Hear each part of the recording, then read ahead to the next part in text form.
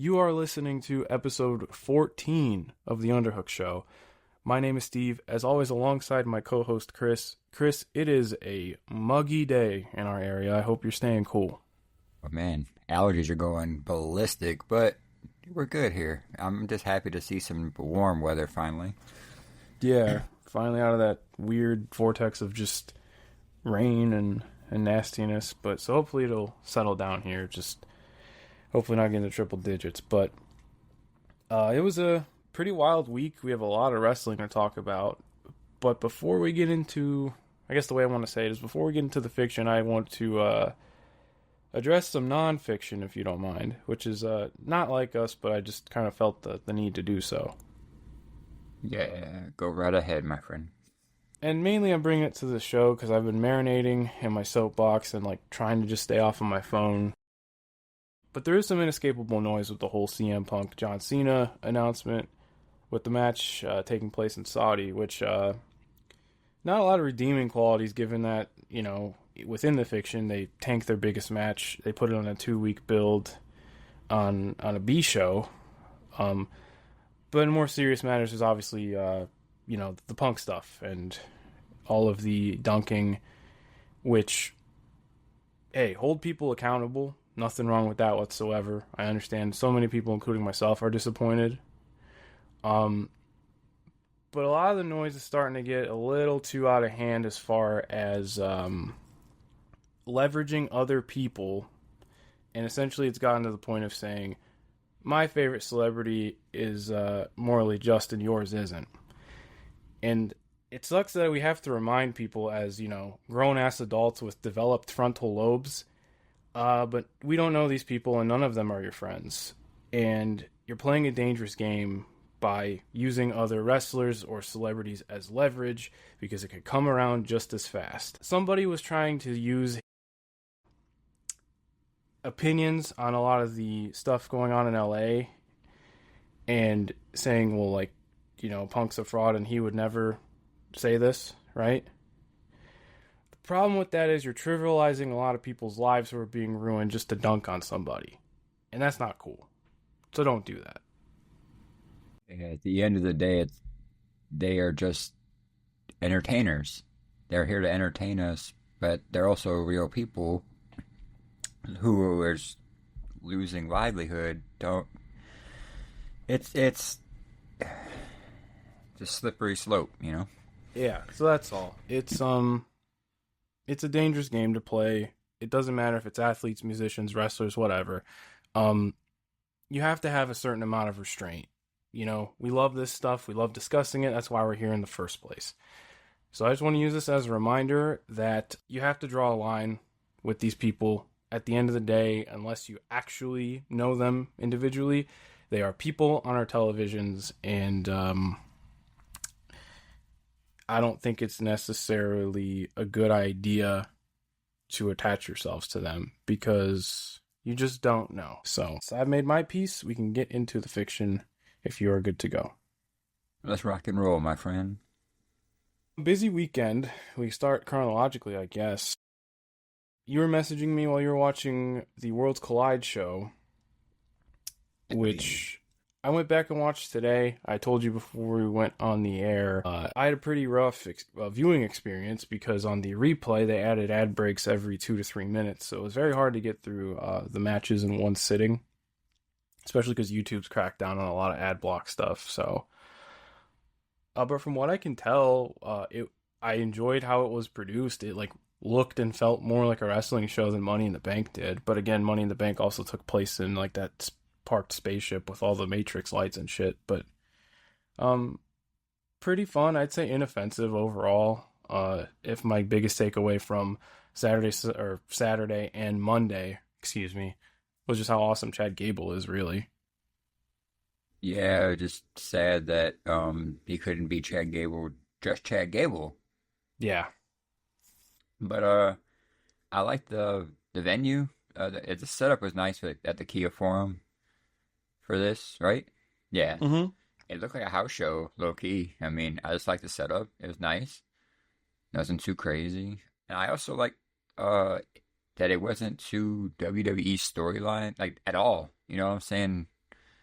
there really wasn't much storyline purpose in that because WWE has a tendency to, when they do like NXT shows, they have a tendency to have like a lot of just straight WWE storylines.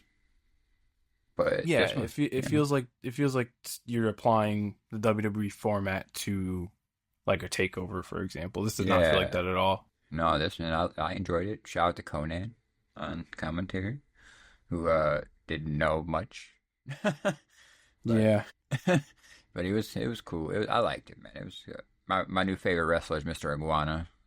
So Everybody seemed to take to him, and it made me think of another thing. And this isn't going to be much as near as a tangent as I went on about much more serious matters, but it's a good thing actually. Like the kind of love towards Mr. Iguana and WWE fans being exposed to just something so different from anything that they've seen and liking it. You know what I mean? yeah, It's really cool. Something else similar happened over the weekend with a YouTuber who used to be part of a channel where it was just like full on like slop, yeah, like guess the wrestler based off of their Pixar AI generated image, like that type of shit. This dude broke off from that channel, started his own, and he got compelled to watch the Omega Okada series. And then now he's like, well, I can't stop watching 2010's New Japan. That happening around the same time as WWE fans seeing maybe like some luchadors for the first time. It's like just a good example to keep your mind open and like take the time to check stuff out every now and then, because like there is so much more wrestling out there than just what is on TV and what's dominating the conversation online. So I thought all that was cool. Like I think that was the biggest takeaway from all of it, was just like find something new, give it a shot. You might like it, you might not, but it's good to just keep your mind open and expand your taste a little bit. I've seen a lot of criticism online that WWE was going to ruin AAA, but in retrospect, in the grand scheme of things, they're exposing more of the world to the, to them. So It's I think it's too soon to make those claims, because like I said, when we talked about it when the acquisition was made over WrestleMania weekend, I don't think those ramifications are going to truly be felt for years. Like I think yeah, it's way too early to be making any of those claims. But I thought the first show was handled well. It remains to be seen how they're going to continue to present it. The only thing that I kind of was cross-eyed at was when they kind of did that video package about the history of the promotion, and they kind of made CMLL out to be like the big bad evil empire. But I'm like, well, you got bought by WWE, so yeah, that was a little tone deaf. But I mean, it is what it is. yeah. It was a smooth watch, honestly. Yeah, Not, easy not watch for not sure. too long. The women's Nothing was like offensive. the women's tag match was decent. I mean, a lot of multi-man. I guess that would be like a lucha libre thing, right? That definitely is, yes. Yeah. So, see, I'm learning. I'm learning. Uh, but yeah. Then the main event rules. So, like, yeah. Okay. Hold on. It started off slow, but it picked up pace, and then I just didn't like there was a lot of waiting around for spots to happen. Yeah, I think that's more of an indicator of where Vikingo's at, Yeah. which is a shame, but it's like, dude, he's like essentially, he's like Derrick Rose post injury. Yeah, he's terrifying because I'm just scared whenever he does anything. But it's just like the shit he used to be able to pull off at the speed. That was like Derrick Rose crashing the paint in like 2010, 2011, you know? And then obviously like those injuries where he was injured have clearly forced him to take a step back. But it's like, I almost feel like WWE adjacent is maybe where he should be for those reasons. So it's like, all right. But yeah, man, I just, not to take away from everything else on the show, but I was just like, damn, dude, watching Chad Gable like get the leash taken off for a little bit is just like, he's so good. Like, what are they doing? Yeah, that's and what's the payout here with this fucking Americano thing? Like, because I thought the payout was gonna be his mask getting ripped off in the Money in the Bank. Spoiler alert, that didn't happen. But No, the gimmick's a terrible idea to begin with, but it's like it's not like they're sending him to Mexico. You know what I mean? Like when yeah, he's in that sphere, he's Chad Gable. So like, I hope they just do away with it soon because when he was Chad Gable again on Monday, that match with AJ was great. It just was way too short. yeah. I don't know. I hope they figure it out. Mm-hmm. Yeah, I wasn't too impressed with Money in the Bank personally. I skipped the main event, but I watched everything else. I thought the two Intercontinental Championship matches were a lot of fun. Hey, I'll give credit where it's due because that was the first time I liked Laya Valkyria, like one of her matches. I said, hey, if she does this more often, I'll buy in now and I feel like that's where she's gonna go now, like more like not serious, but Hey, that was like a real intense sprint. yeah. So I was like, hey, that's awesome. Do that, I really just think Becky needed to shake some rust off with the first match, and this was a lot closer to where they wanted to go with the feud. And obviously, I don't think it'll be done. I think we'll get a blow off at probably at the Evolution show. Whether it's a singles or whether it's a triple threat with Bayley remains to be seen. But I'm cool with either of those. The Becky Lyra feud is that's definitely one of my main interests in the Fed right now. Other things are kind of scattered around, but hey, Gunther's champ again, so that's cool. Yeah, odd, but I'm cool with it. But as long as They just don't cash in right away, right? yeah, well, because I heard Goldberg coming back, and I don't want to see that. So Goldberg versus Gunther at SummerSlam. that's what the rumor is. And I'm like, I mean, if it's like a 5-minute match, that could be sick. I like Goldberg and Lashley, but again, that was my also issue 5 years is ago. I'm just scared that they'll put the belt on. I thought he's just coming back for a retirement match, but man, But we'll you see. never know. I just Yeah. get worried sometimes. You know, but then who do you yeah. think the mystery? There's a fourth man gonna be in the. I don't think Goldberg's working no fatal 4-way No, match. no, that ain't his. Because he's just gonna be. They say he's just supposed to be there. He's just supposed to show up. Okay. But I don't know who. I'm trying to like rack my brain who that would be. That's I'm gonna guess Ilya Dragunov because if you look at everybody Oh, yeah. else in the match, it's like, well, it's all big men, but it's also all kind of a bunch of ass kickers because it's like Sheamus, Miro, well, I guess Rusev, um, Bronson Reed. If you throw Yeah. Ilya in there, I and mean, they've been running vignettes for him too. So yeah, that would probably make sense. and then next week, Asuka's coming back too. So like, I don't know, man. I feel very conflicted right now because it feels like they're course correcting a little bit after because like man the spring sucked like outright in my opinion, but I mean I just feel really just upset over like the Cena Punk stuff because it's like between the ethics of it and then selfishly like to me that was like the biggest thing they could possibly do and now it feels like an afterthought and we're just gonna do Cena Cody again and I'm like I'm good on that. It's frustrating, man. I don't really know, but we'll have thoughts here and there. But Ever since their like Netflix debut, it's just been kind of meh for me, in my opinion. Just how like there's been some good spots here and there, just not for me. But I also heard Hikuleo might be debuting Friday, tomorrow, as the time of this recording, tomorrow. So they did the big turn in the ladder match. They're gonna stack Solo with all the Tongans then. it's just gonna be Bloodline again, Bloodline 3.0. Nah, dude, it's Gorillas of Sokoa Oh, there we go. or whatever. I don't know. Yo, please give them. I would want nothing more than them to come out to the Gorillas of Destiny theme.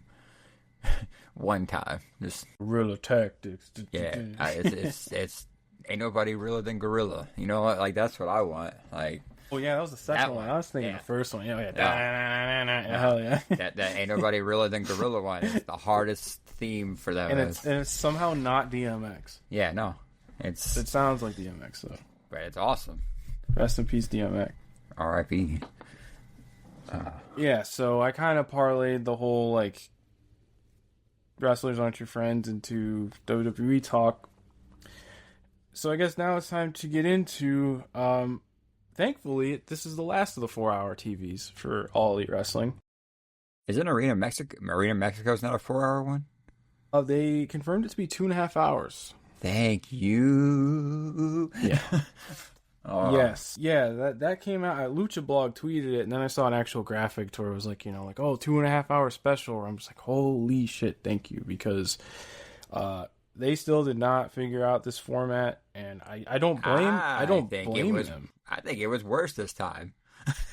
I don't blame them. But yeah, it felt like very much like just a things happening show, which AEW can be a things happening promotion. Don't get me wrong, but I didn't watch any of this live. I watched the Dynamite block around 11 last night, and then I watched Collision when I woke up. But I think there's still some positive takeaways, and we have some clarity as far as some all-in plans and obviously what they're doing for Arena Mexico. But if you're good, we can take it from the top. Let's rock it. This is coming from Portland, Oregon, from the Moda Center in Portland, Oregon. Theater of the Clouds. Nice little venue. Weird setup for them. Yeah. Well, weird setup for TV, I should say. Yeah, they kind of did the similar thing with the hard cam being from the stage perspective for the second week. If they do the CMLL camera setup next week, it'll be flipped to where like the camera's facing the stage and the ramp connects to the ring. Yeah. So it won't look too different. I'm very curious to see that show from a production standpoint, but we'll get to that next week. Summer Blockbuster kicked off with the Ospreay Strickland match. Initially, I had some positives and negatives, but I'm going to be honest with you, man. I'm really getting sick of how AEW does these time limit draws. The minute they came out, or they started wrestling, about, I would say 15-ish minutes into the match, me and my buddy looked at each other. I said, yeah, it's another time limit draw one. But I understand. I get your point, because they do them way too frequently, more than anything.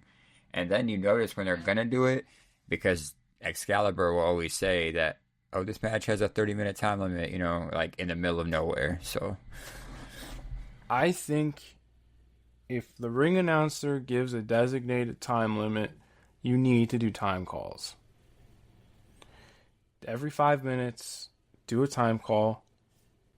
It won't take away from the match. Japan does it all the time. And I think it lends to the match. Because basically, essentially, if you didn't see the match, they did the same thing that they did with Swerve and Hangman, and then MJF and Adam Cole, and they've done it a couple of times. I can't think of all of them off the top of my head, where they don't give you time calls, and then the match just ends. They pull the rug from under you. I think that's the backwards way to do it, because I think if you're giving that countdown, and then you get to 5 minutes, then you get to 3 minutes, then you get to 1 minute, 30 seconds, 10-second countdown, you build that tension of where like they have to win the match. Like you have to go for it. And the match ended because Swerve didn't go for it. Like he just kind of stood there on the turnbuckle. Yeah, that ending was rough because I was like, what is going on? Like you're just taking your time. Like this looks stupid. Stop doing that. Yeah, but I didn't hate all of this though. I thought they were really, they were laying in, especially early.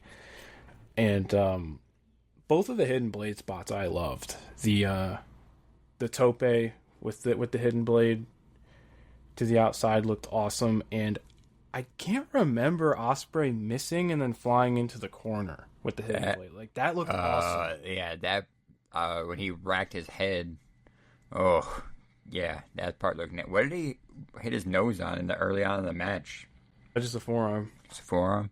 Yeah. The next thing I looked, I just see his white wrist tape was red, and I said that wasn't red earlier. Yeah, he didn't look like too like No, I was crazy like, swollen or anything after the match, so like I'm it might have been a cut hoping or he's something. okay. Yeah, Yeah. Um, it was weird too because Swerve slapped his leg on that shot, which like I'm not getting into that conversation right now, but I saw Osprey's face after. I'm like, damn, dude, you didn't have to do all that. Like you fucked them up, all right.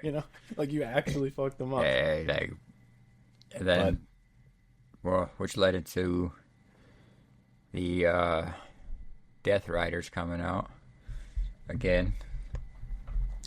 I actually liked because this went right into the Hangman promo, right? Because I know like the Bucks came out. Sorry, my run sheet has this whole 30-minute draw move for move. So, and with Osprey and Swerve, it's a lot of moves. So no, so that was later in the night. This was where the Death Riders came out, but then they did the angle with the Bucks where Osprey took the loaded boot. Yeah, which that pretty much sets up. Well, we were thinking it was going to be Hangman and Swerve against the Bucks. It's looking like it's going to be Osprey and Swerve against the Bucks, which I don't really know how to feel about that. I think the whole point of that being the tag was like Hangman and Swerve finally putting their differences aside.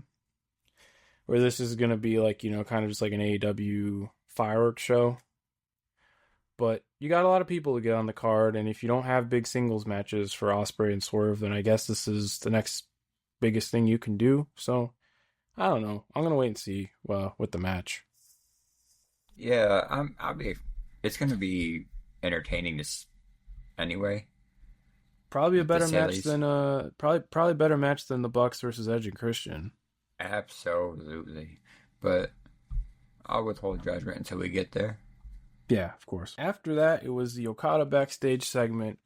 Don Callis wormed his way back into this program, as we'd see later into the night. It just felt kind of weird, this whole bit, because he was like, it should be Takeshita and it should be Fletcher and whatnot, but it's like, big dog, they don't hold the belt. Yeah, this backstage segment was dumb, well, not dumb, but it's set up for something later on, and then it took me a second to realize why it happened, and then it made more sense afterwards. Yeah, which that would be at the end of the Dynamite block. After that, they showed where they written off Commander, who unfortunately is actually hurt. Whack. Yeah, so he's missing Arena Mexico, which is unfortunate. I know I got to work there earlier, but like, it sucks when they're supposed to be a big part of the show and now they're not. Credit to Mascara Dorada for making it.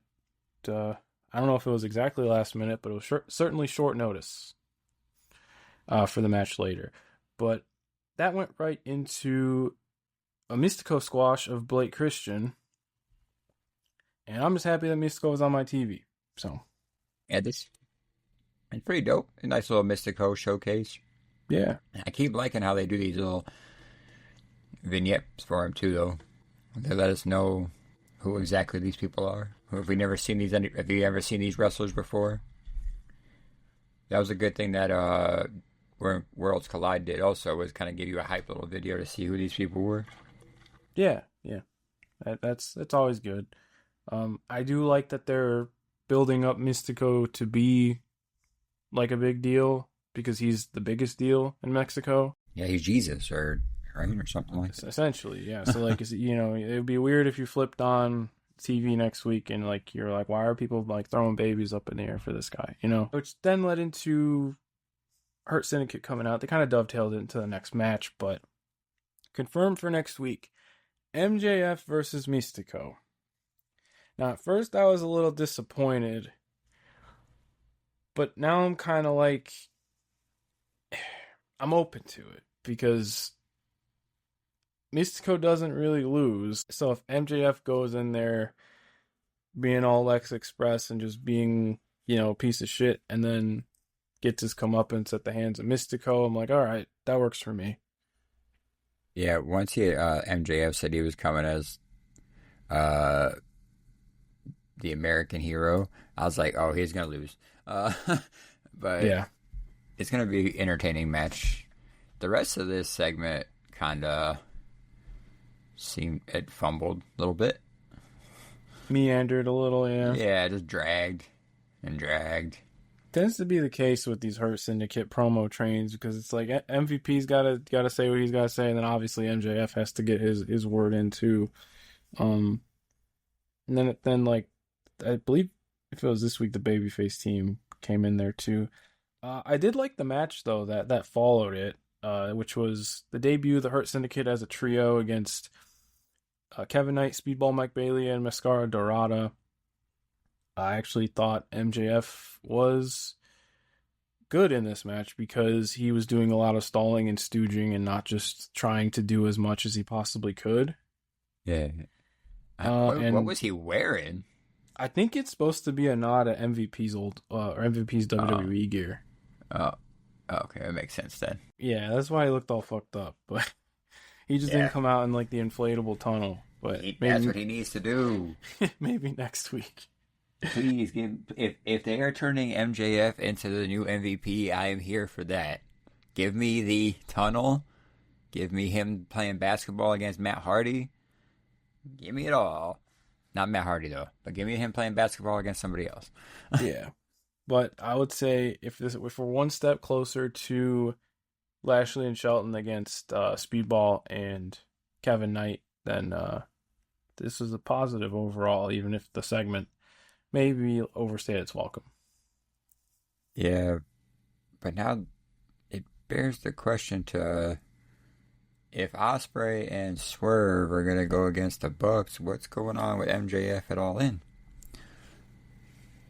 Yeah, that like again, you're gonna have to get a lot of people on this card, so I don't really know. Maybe Lashley MJF's still on the table. We don't know. Yeah, we'll see. We still have 31 days, so Yeah, exactly a month from the time of recording. Yeah, so 30 days today. Sorry. Yeah. I think after next week it'll be all systems go, and they're gonna start really putting this card together. After break, now we got to the Hangman segment, which I thought this was great. I thought I loved all of this.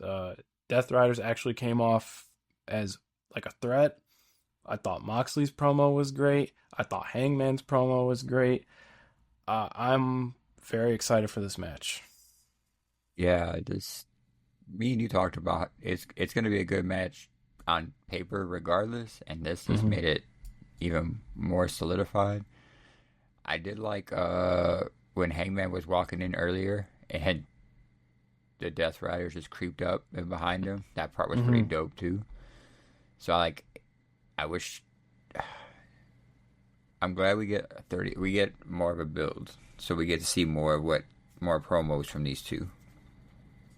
Which is a great fiery babyface promo from Hanger after being, they tied his hands and kind of gagged him with duct tape. It looked gnarly. I know in Washington they weren't able to bleed, but I don't know if that was the case in Oregon too. But I'm sure we'll get some color here and there. Things I want out of this build. Well, first of all, you could tell Moxley's motivated. This was better than anything he's done in a long time. And I like his promos. In general. But I want to see a Hangman Claudio match again in the build, because they had one last year at Daly's place which ruled. So that seems like a natural way to go in the build up. And another thing I wanted to say. If Hangman gets his big moment, don't make it about anybody else. That's all I'll say. Yeah. Enjoy the TV program. Yes. I just want to throw that out there too, because like I said, I've been even staying off of my phone. I've been just reading some real bad takes. But great segment. I'm really excited for the match, and that headbutt he did to Mox was awesome.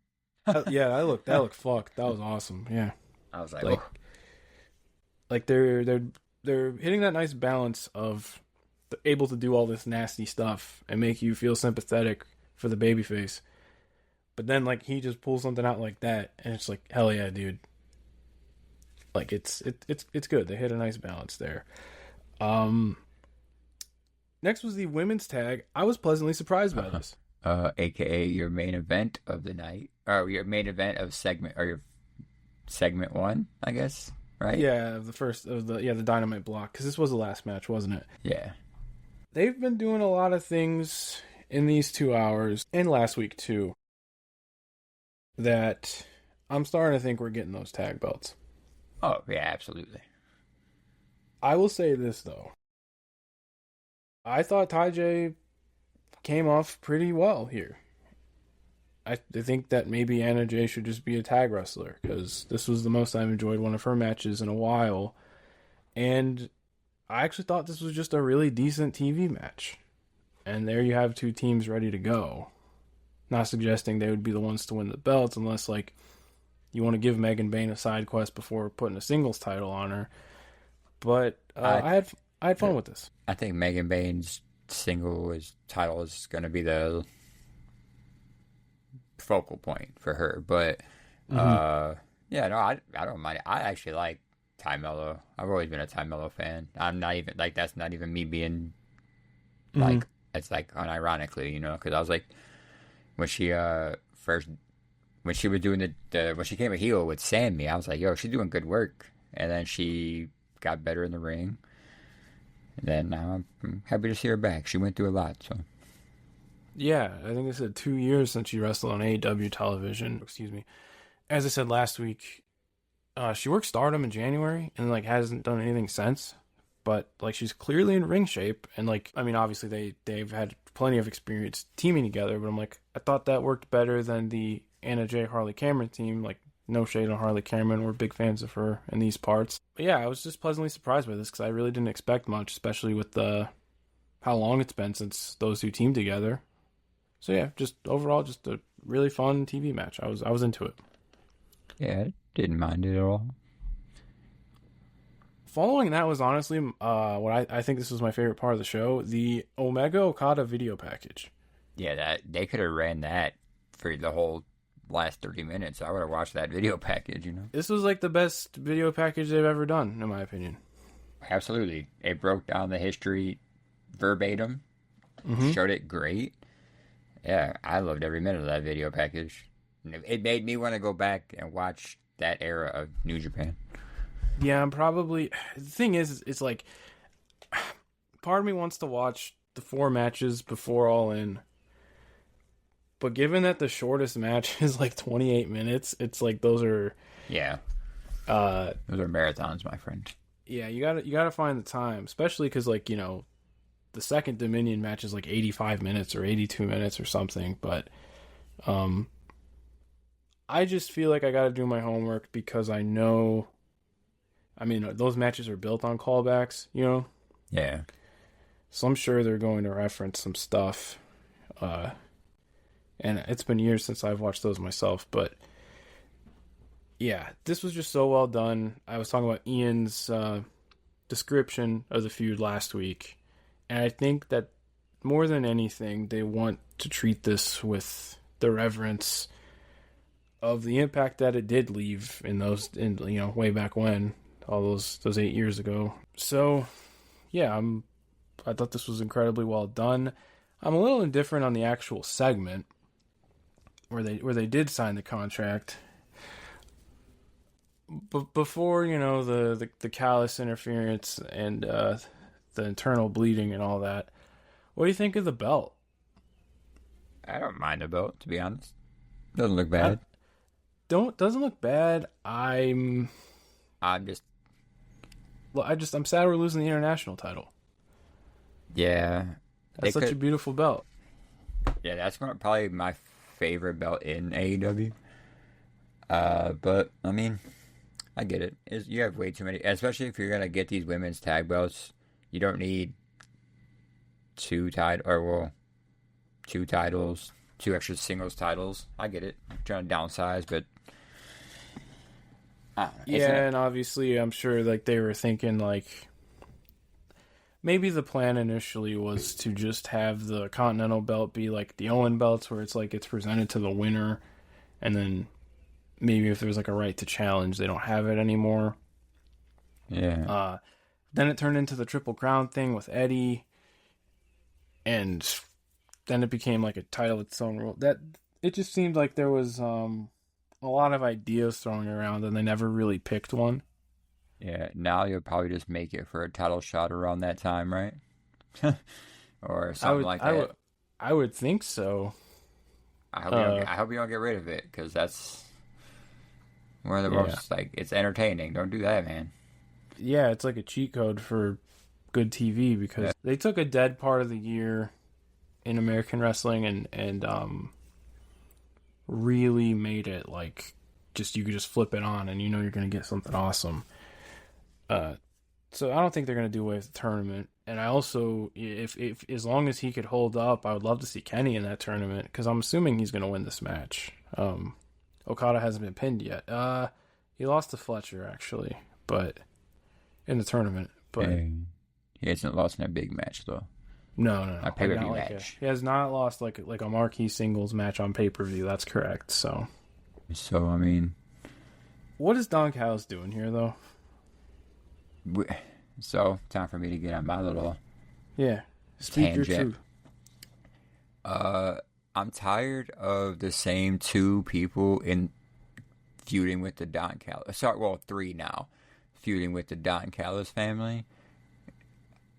Like Osprey finally broke away from that Don Callis vortex, but now we're right back into Kenny Omega. Like, yeah, I don't know, man. It's annoying, but what are you gonna do? And then I just don't want it to turn into the screwdriver thing again because that was my next point. It's like it's gonna be the whole fucking thing again. It's Omega Okada does not need that. that's what I Osprey said. Omega 2, I thought the Don Callis stuff really took away from that match. I haven't watched the Takeshita match from Chicago back, but I mean, like, they didn't need the screwdriver there. You know what I mean? It's like Okada being involved in this doesn't, like, or Don Callis being involved in this doesn't really make sense, especially because back in September, they were teasing Takeshita Okada, and that never happened. And I'm assuming it's because Okada didn't want to play ball, so to speak. So, Yeah, like, I don't know what they're doing with that. I don't necessarily think it'll take away from the match, and I don't know if they want Don Callis involved because he was on hand for all of those matches. At least, if he wasn't there for the first one, then he showed up at the new beginning he was on commentary for at least not three of them. not the first one, but after that he was on commentary for the ones after that. I think so. Yeah, I think the first new beginning show in 2017 was Callis's first show on commentary, if I'm not mistaken. So like he was around for that feud. He was involved in that feud, but like he was not involved in those matches though. He was just on commentary and like Kenny Omega's confidant, you know. Yeah. So I don't know what we're doing here. I mean, we got a month. We'll see what happens. But that was a weird way to end the first half, and I don't know. I saw some people kind of clowning on the internal bleeding.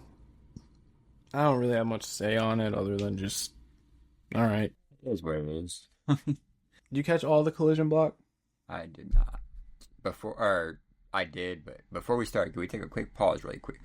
Oh yeah, of course. Hell yeah, All right. give me a couple minutes, bud.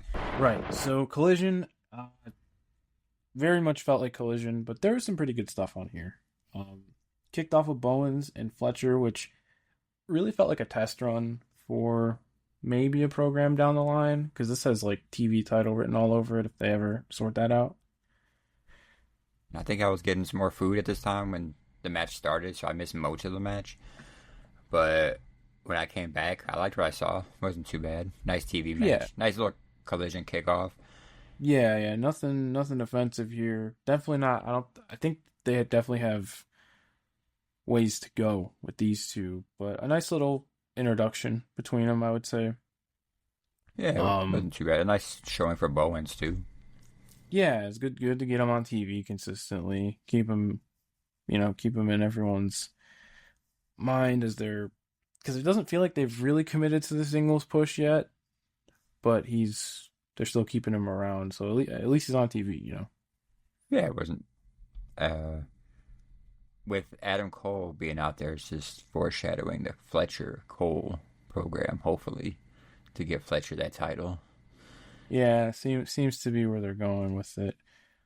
They also used Adam Cole there to kind of dovetail the next week because they did the Carlos Cabrera out there introduce Atlantis and Atlantis Jr., which that's awesome that they were there. I'm assuming they probably did like Ring of Honor tapings. So I'm hoping he didn't fly out Atlantis just to, not use him.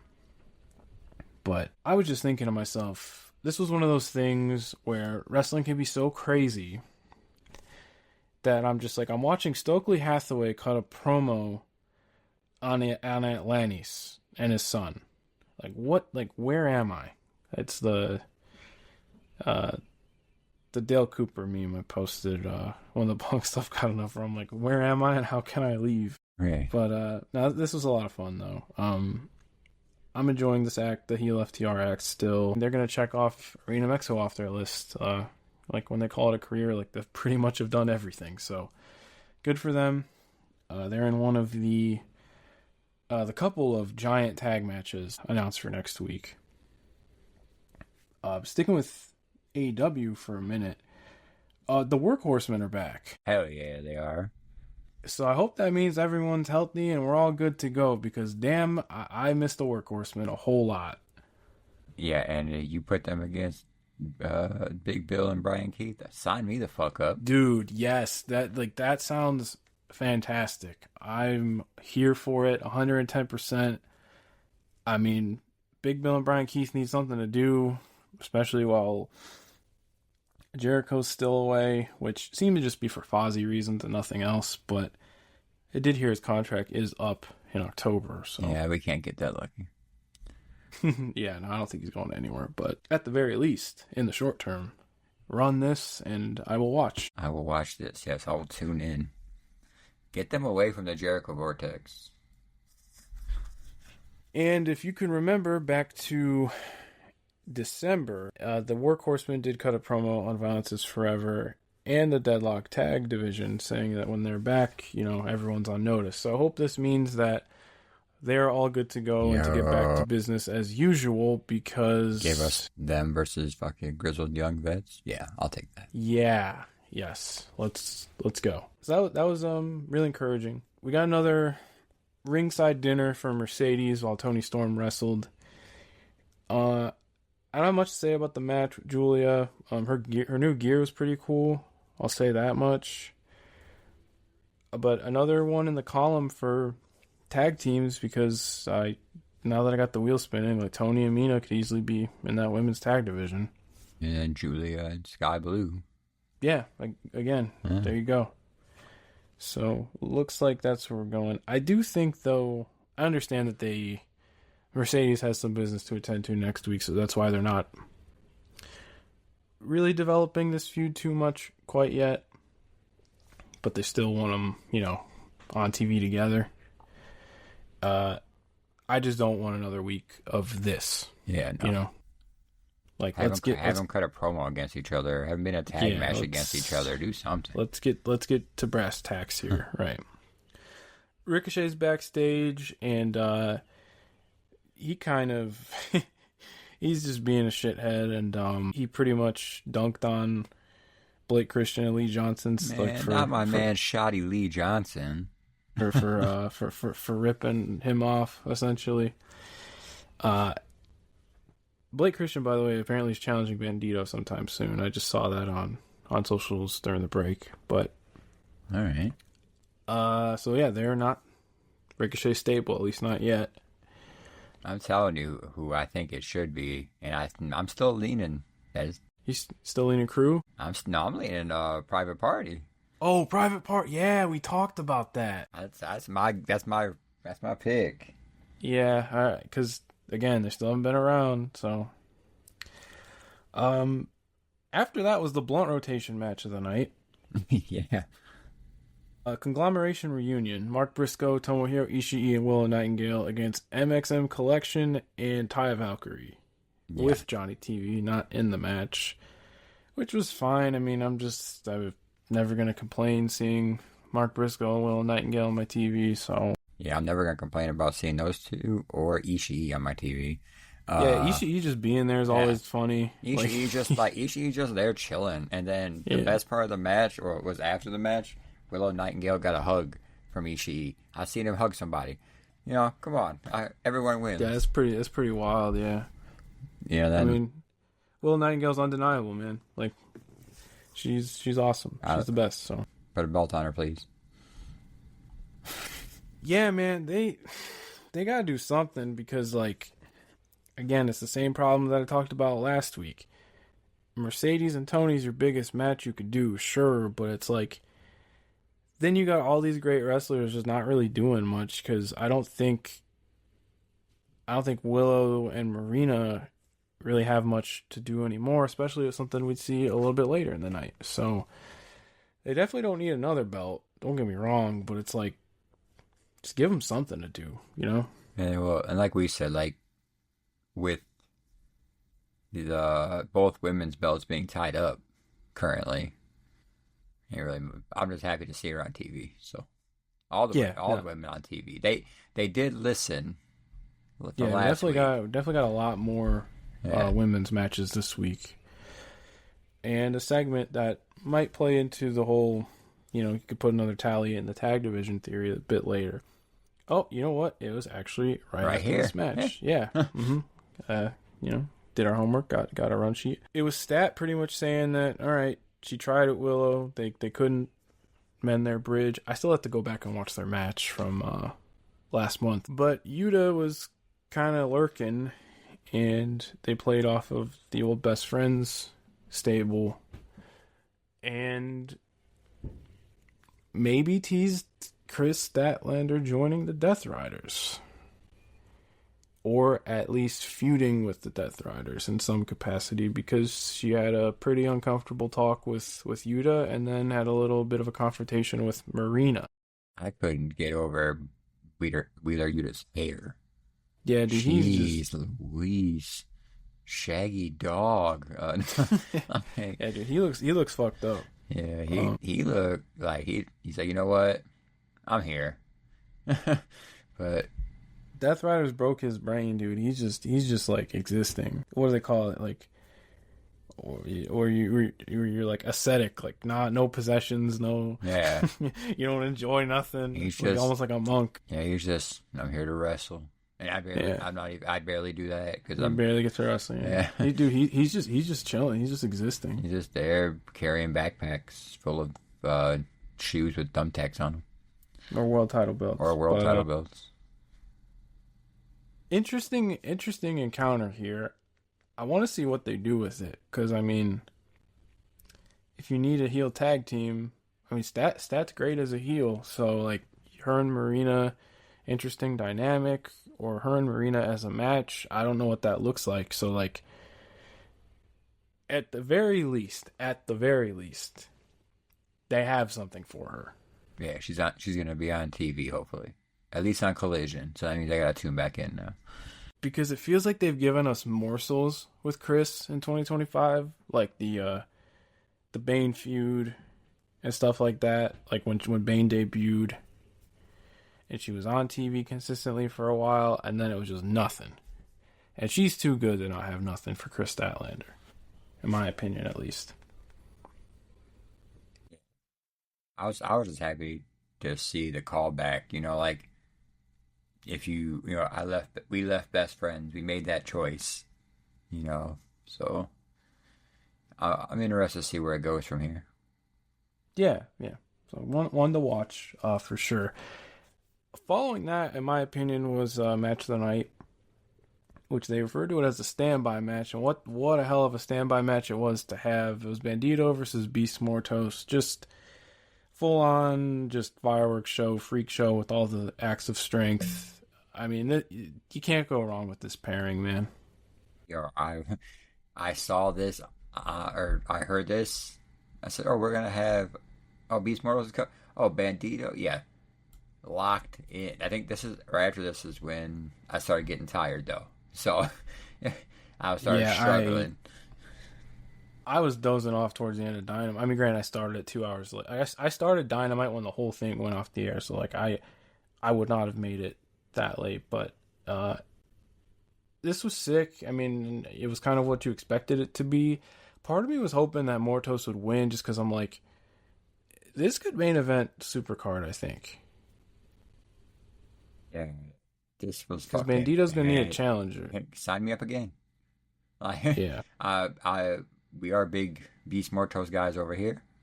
So, Frank Mortos, dude. yeah, for the lawyer, Attorney at yeah, law. attorney at law, like crazy.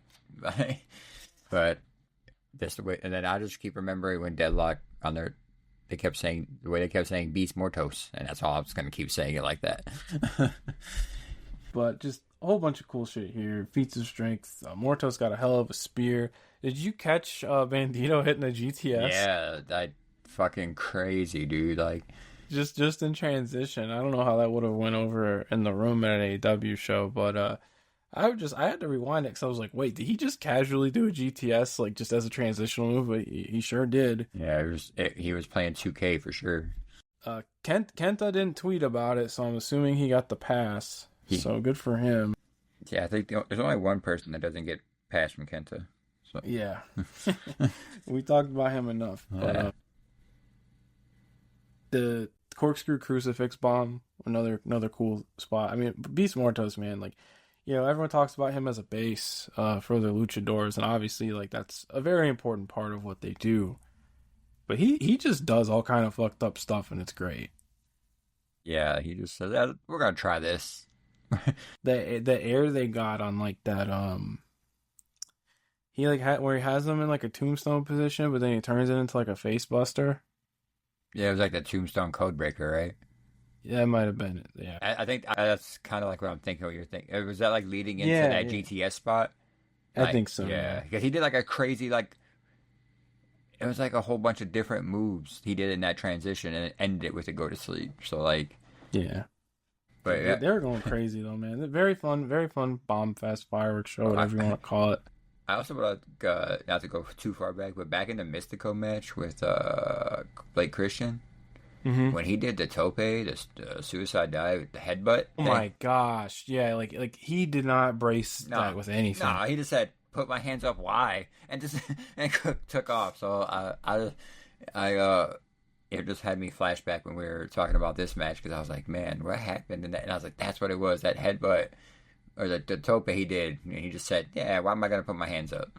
Yeah, I'm surprised he didn't win with the La Mystica. Though they'll probably beat MJF with it. That's where he kind of does like the tilt a whirl right into the cross arm breaker. Yeah, It's his finisher. He won with the pin with the dive. yeah, The 450. yeah. And it's interesting. I want to see Bandito. He's gonna be working there all week. I'm pretty sure, at least Tuesday and Wednesday, maybe even Friday. I want to see Bandito mix it up with the CMLL Luchadors because the thing I've noticed about their roster is like, besides guys like Neon and Mascara Dorada, they're not always hitting like the most rotations or like the flashiest stuff. But they're so smooth when they execute stuff. Excuse me. Like Mystico isn't going to be doing like 630s or nothing, but when he is diving and like when he is doing like all his Tijeras and the transitional stuff like that, he makes it look so effortless, so easy, so clean. That's just an observation. So it's going to be really cool. I believe Tuesday is the Bandito versus Dorada singles. Well, after we get through the AEW show, I'll talk about everything they have planned for the big week in Mexico City because I'm going to be using this weekend to reacclimate myself with a lot of current stuff going on around the world. So I'm excited for that. But this was a really fun match. Yeah, like I said, probably the best thing over the two blocks. Definitely go out of your way for that one, if anything. Anyone with that like the rotated, like the Like the flipping slam off the corner. yeah, like the mood, salt, and battery. Down. Yeah, Moonsault Battery. That's what it, Yeah, dude. And picking up Mortos does that too. Like we always think about Mortos as like a genetic freak, but Bandito's strength yeah, is it's ridiculous, especially yeah, after injury too. yeah. He's Ridiculous. I'm just glad he's back and he's healthy and he's not working Jericho anymore. He's So back in Pog form. hell yeah. And then after this was the women's segment, right? Yeah, so Mercedes, despite losing the New Japan Women's Strong Championship, she's still belt collecting. And she sent out a challenge to Zeuxis, who, to her chagrin, was in the building. She not only accepted her challenge, but she kind of shit-canned her and said some choice words, if you understand Espanol. But you could get the drift if you don't. Sadie's won some other belt too, I've seen, no? Like, I don't know if it was, my buddy told me about it. I don't know if it was An indie that I can't tell you the name of. Okay, yeah, that's what he said. It was like some foreign indie, I think. Maybe. I want to say she did a one-off in like Switzerland, maybe? Yeah, I think it was. Like he said that, like the Netherlands, I believe. It was a promotion that I've never heard of. Which yeah, she's just out there collecting that's awesome. belts. That's awesome that she like went out and worked.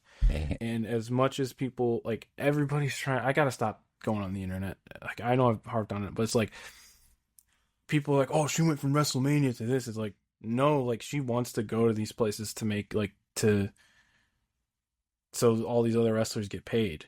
You know, it's like she's doing good by traveling and it's the best showing when up. you don't go on the internet. Yeah, I'm gonna go across the street up and just throw my phone in the lake. So hell yeah, dude. I know what day and time. I know what day and time we're doing the podcast. I'll just write my. I'll write my notes. You could just delete the app. You don't gotta throw your phone. I know. That's a bit extreme. I'll say I could just take my notes on a pad and paper. My man said, "I'll get a typewriter, bro. I don't even need a computer. I'll just do a typewriter, man. You know, it's fine." Yeah, that was a bit extreme. Then we get to the Bucks Hangman segment. Yeah, we got to that. But I have a. What are you feeling? What are your thoughts? Why did he say stay out of Swerve's business if he hates him? I don't know. Maybe just annoyed by him. What I kind of thought didn't land for me was that he kind of trivialized the arson angle, where he's like, if I burn down a house again, you two are gonna be trapped in it. I'm like, well, wouldn't that insinuate that he would be in a feud with them? Yeah, that's what I'm saying. So it's like, but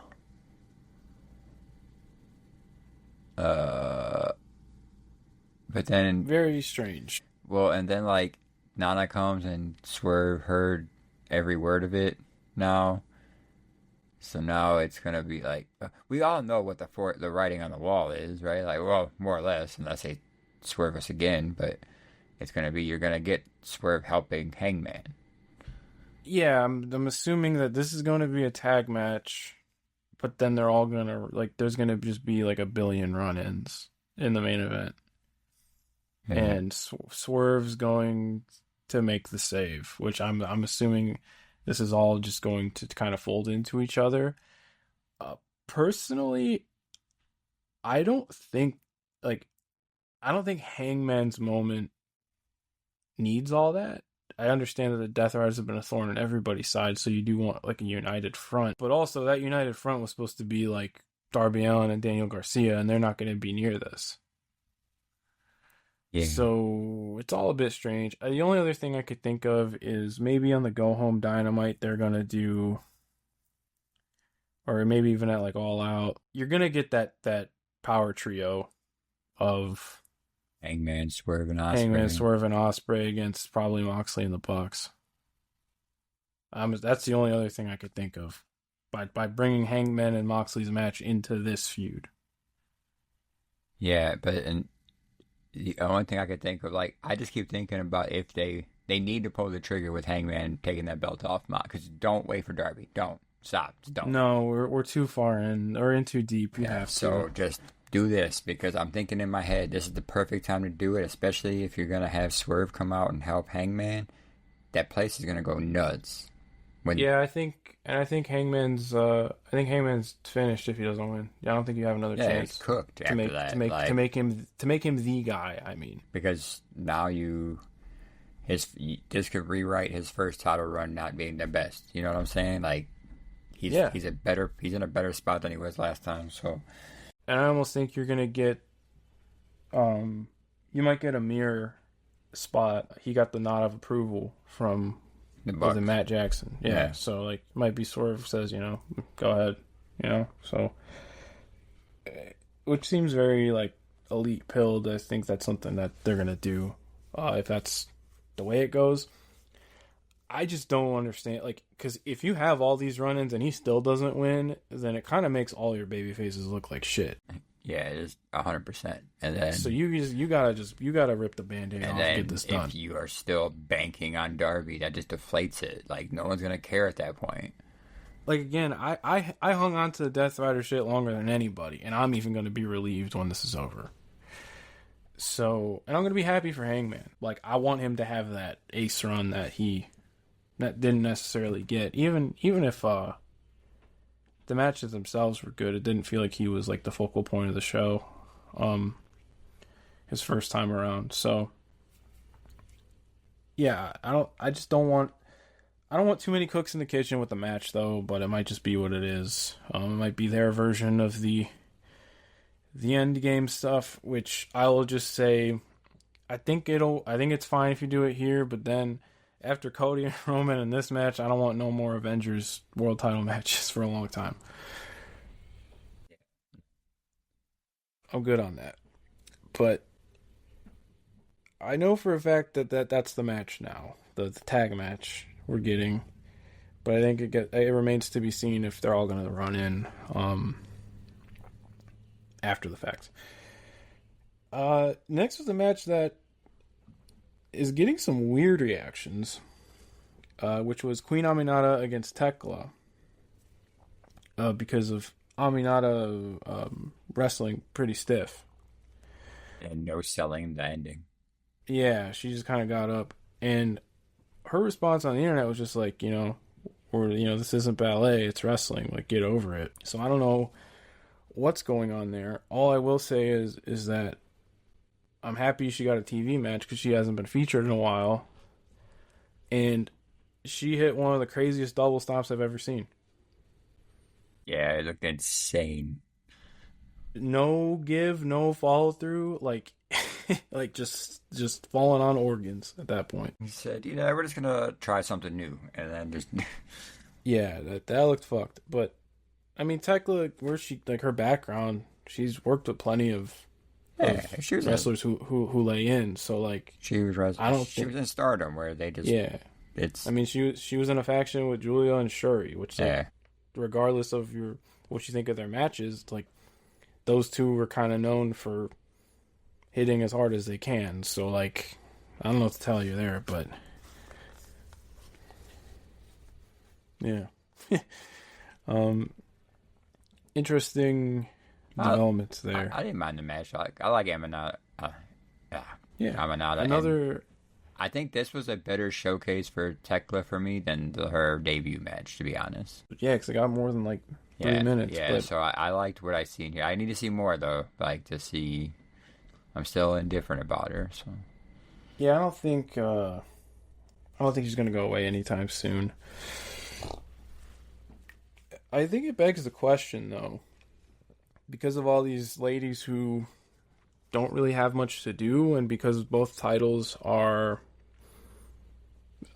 kind of locked up in the one match. Do you think that they're gonna do a women's casino gauntlet on this show? Did they do one? You said No, like on All In. Oh, how they did the men's one Yeah, last year, yeah, when yeah. Nigel came back. Because they don't really, like, they have a lot of people who don't have programs. A lot of Yeah, people they need to get on the card anyways. yeah, they're gonna do something like like a battle royal or something. Yeah, so I know that idea's been being tossed around, so I just wanted to hear your take. I mean, I Uh, wouldn't mind like something like that. I like the way they do those new gauntlets too. So yeah, they're a lot of fun, and like the women's one this year, the beginning of this year where Megan Bain debuted was a lot of fun. So uh, if they were able to, I think if you're doing it at the stadium show though, you do need like some surprises, some curveballs, you know. yeah, So I would be curious to see what they do with that, but we'll see.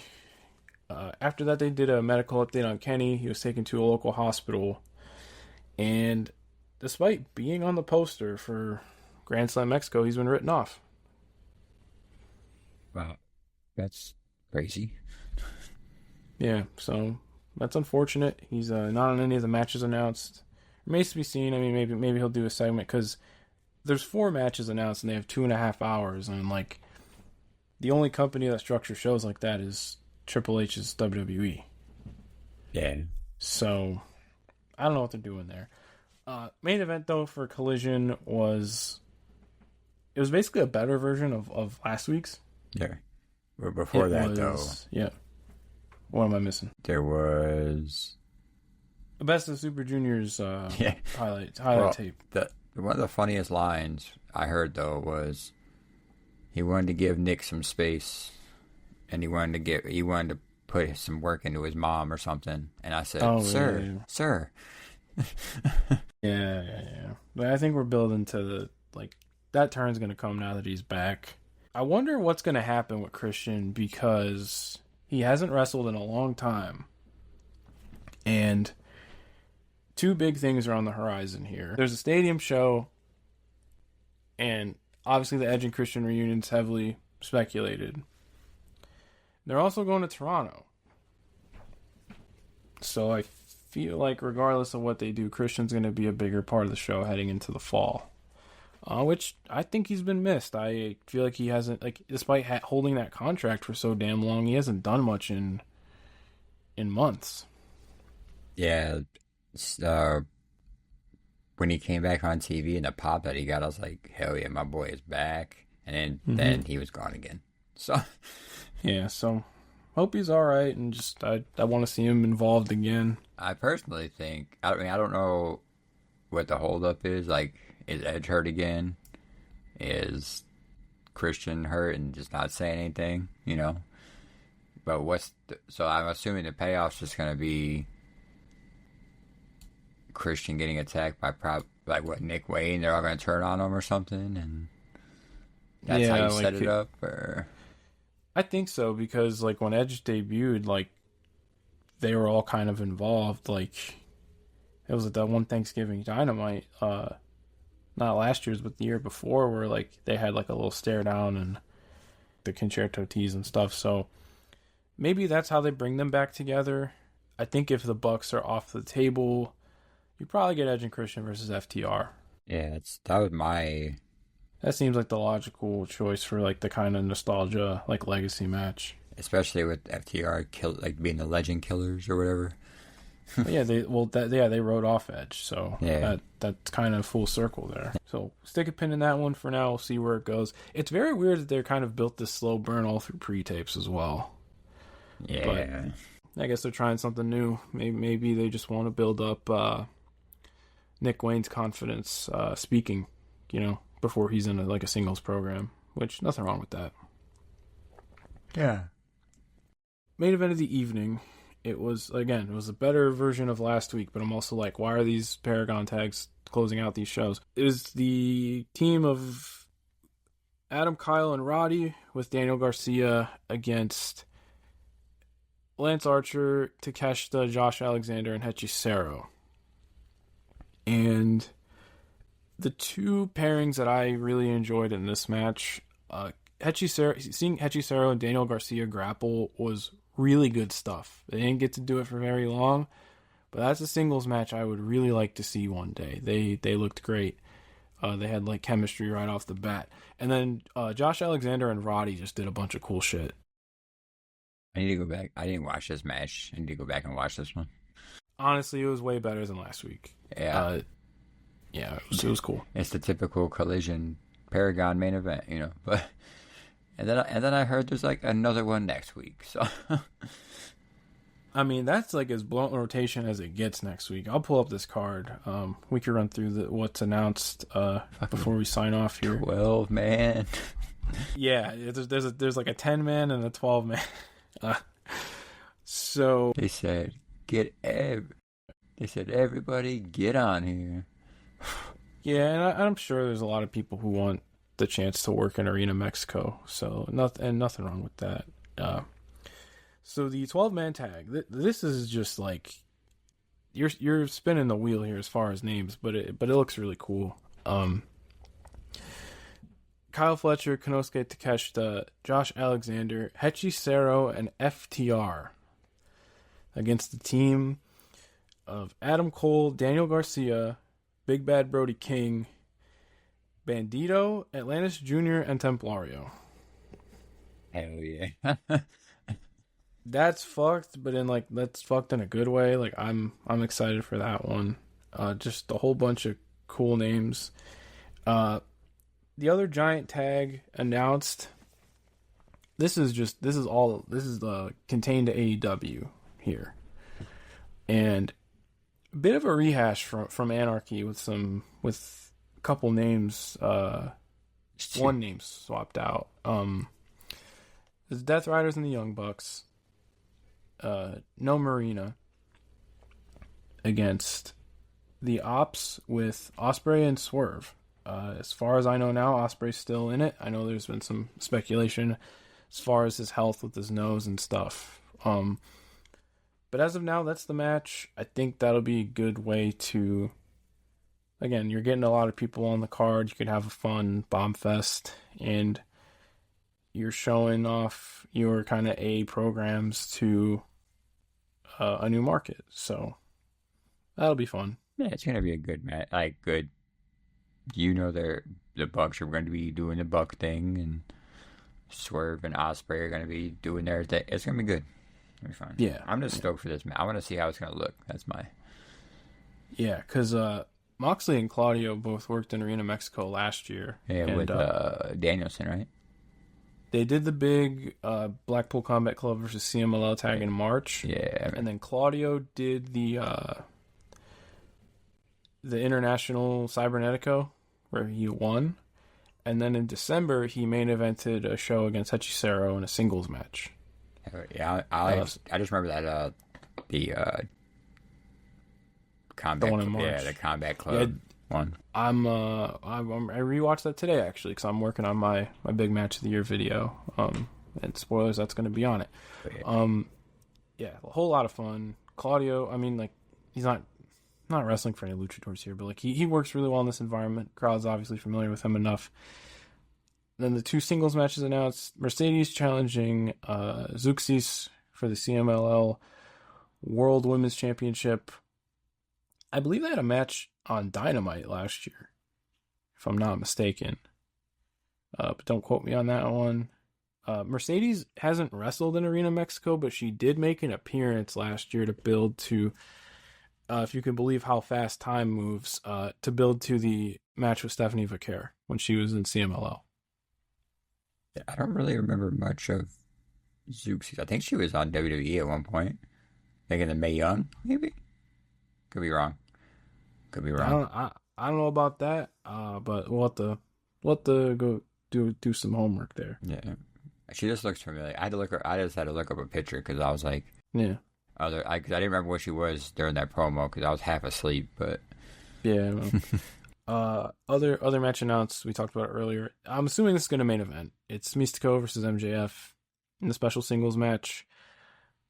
Like I said, if MJF kind of reels it in a little bit and just leans more into being a giant shithead that we all know he's so good at being, this could be good.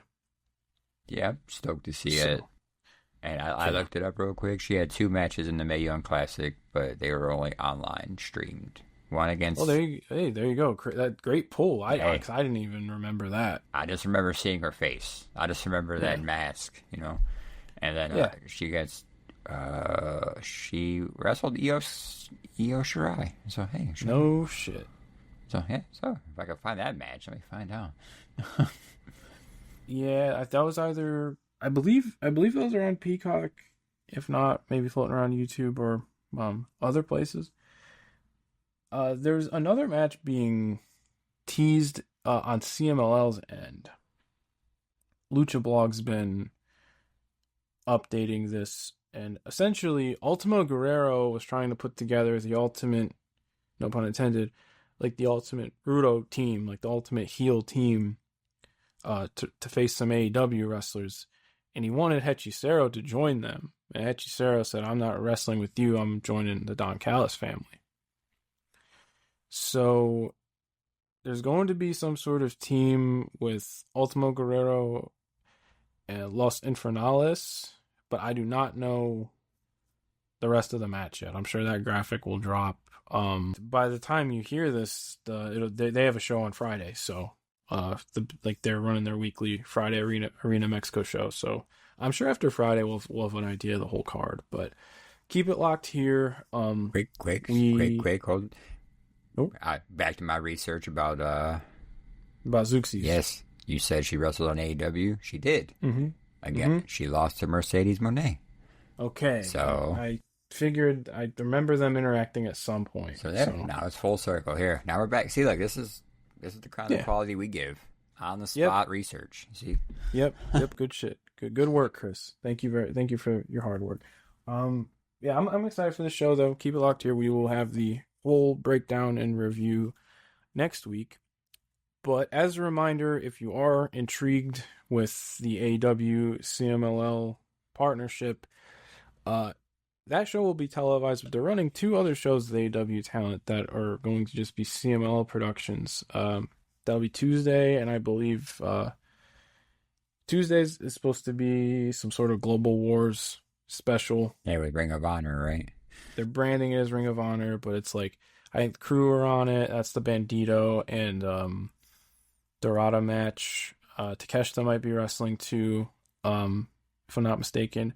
And then I believe Friday, what's taking place of the regular Viernes Espectacular is Fantastica Mania Mexico. So you're gonna have some New Japan talent involved too. So this is almost like a big week of collaboration in Arena Mexico, which is awesome.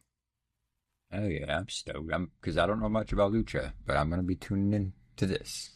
Good chance to familiarize yourself. I'm gonna try to pay attention to all these shows, but before we get to that, this weekend I'm gonna be using New Japan's Dominion show to hop back in like formally. Yeah, because that is also, it's the 15th. You said the 15th?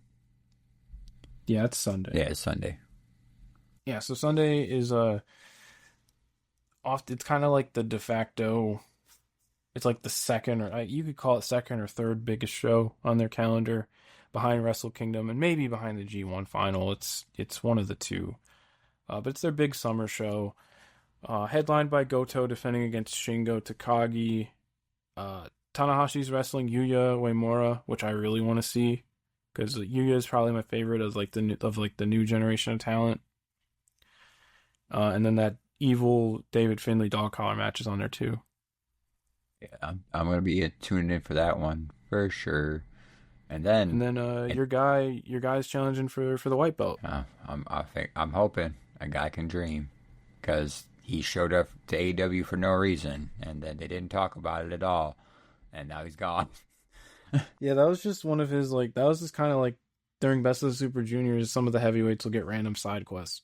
Yeah. So it's just like, I'm going to hang out during Anarchy in the Arena, but not be in Anarchy in the Arena. Yeah, I'm going to go do my own thing, so see y'all later. That's weird. He wasn't officially in the match, was he? No. What the fuck? Maybe he'll be on All In in some And capacity. DPW is also running a show on the 15th.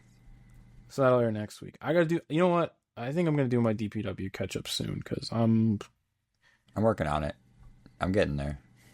I did not watch last month's show, and it's not DPW, but I didn't watch Dean yet either because I was just like, finish the damn project, you know. So maybe I'll give myself a treat and I'll watch some recent indie stuff. They announced today Tankman's challenging Priest. Yeah. Let's Yeah. fucking go. Yeah, so So the two, Deadlock. so yeah, far, dude. I think the only two is Kozone versus Trevor Lee, and then that I know of. That's a hell of a 1-2 though, man. Yeah. Oh god, Trevor Lee's gonna be like such a great heel for Kozone to play off of. DPW's got such a good thing going, man. Like it's just as far as consistency. So I gotta watch the Limit Break show, and then they did the